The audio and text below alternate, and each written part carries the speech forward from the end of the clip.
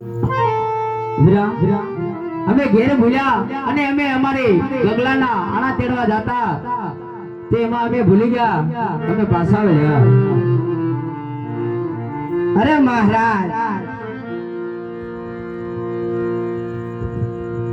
અરે મહારાજ, કેમ પ્રધાન રાયકા ભાઈ પાસે બધી સતાઈ જૂઠું બોલી રહ્યા છે। હે પ્રધાન રાયકા ભાઈ ને કહો કે અમારા પોકડગઢ રાજનો એવો નિયમ છે કે જે ભાઈ સત્ય બોલે છે એને રાજમાંથી સવા લાખ ઇનામ મળે છે।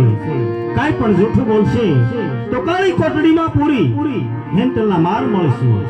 અરે રાયકા ભાઈઓ, સાચું બોલશો તો 1.25 લાખ ઇનામ મળશે અને જૂઠું બોલશો તો અંધારી કોટડી પૂર્વમાં એન્ટરના પહાડ મળશે।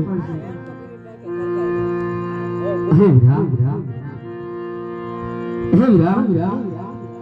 મહારાજ થાય છે વીરા કે સાસુ બોલશો તો 1.25 લાખ ઇનામ આપશે, જો જૂઠું બોલો તો કાળિયા ઠાકરના સોગન છે વીરા।